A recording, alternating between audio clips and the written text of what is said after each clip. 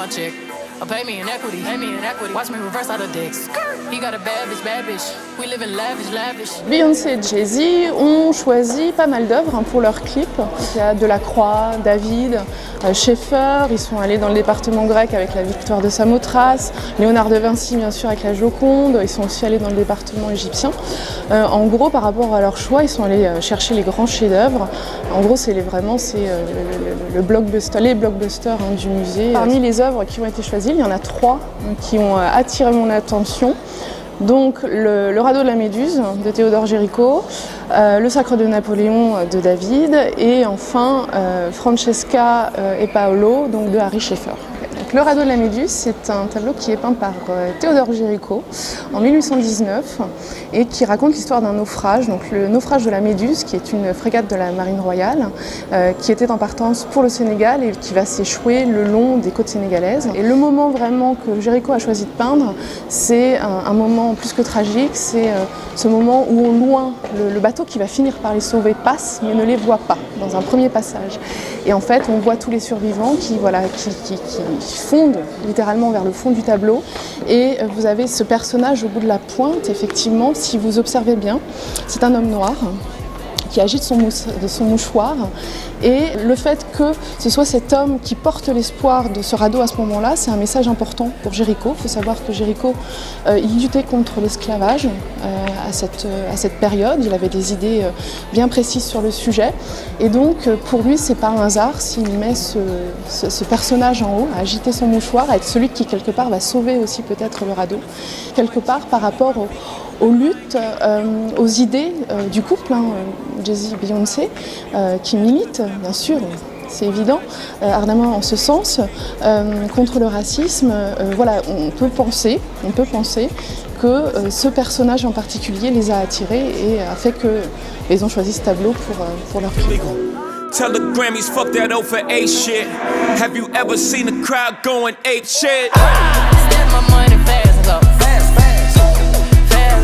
Le sacre de Napoléon est peint par Jacques-Louis David en 1807 et c'est un tableau qui représente, donc, comme son nom l'indique, le sacre de l'empereur Napoléon Ier.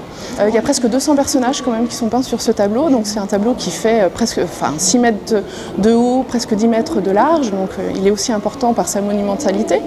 Et à côté de ça, il raconte une histoire précise, historique, qui est l'histoire de ce couple, de l'ascension de ce couple, Napoléon Bonaparte et Joséphine, et son épouse Joséphine, qui effectivement donc, va atteindre les sommets, et avec aussi cette décision de Napoléon, non seulement il se couronne lui-même, mais en plus il couronne sa femme. Voilà. Donc en gros, ils racontent leur histoire à eux, d'un couple qui ont réussi par eux-mêmes. Et donc c'est vrai que ce symbole par rapport au choix qui a été fait par Jay-Z et Beyoncé, c'est assez intéressant parce que ça parle vraiment d'un couple qui s'est fait par eux-mêmes. On a voilà, ces deux chanteurs qui se sont forgés tous les deux, qui ont atteint les sommets, qui sont même arrivés, on les compare à une famille royale, c'est Queen Bee. Et ce qui est intéressant, c'est effectivement aussi de se dire qu'ils se voient complètement peut-être en reflet par rapport à ce tableau. Et la question en fait qui reste à savoir, c'est qui joue le rôle de Napoléon. Est-ce que c'est Beyoncé ou Jay-Z?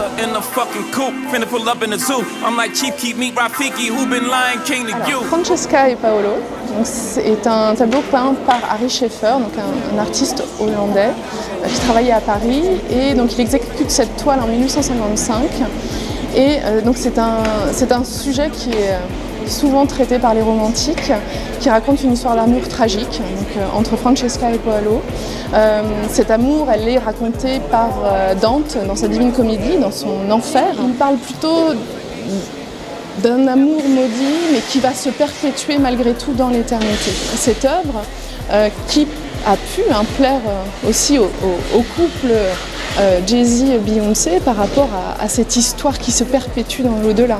C'est-à-dire qu'on a ces deux personnages qui, malgré effectivement les épreuves, malgré la mort même, vont continuer à s'aimer pour l'éternité. Certes en enfer, mais toujours ensemble. C'est ça que Ary Scheffer a voulu représenter. C'est ce couple très médiatisé, dont les histoires d'amour aussi ont été extrêmement médiatisées, qui pouvait se retrouver face à ce tableau en disant peut-être que que nous aussi, ce couple qui avons eu cette ascension incroyable, par notre art, par notre musique, on va aussi durer dans l'éternité et bien après notre mort.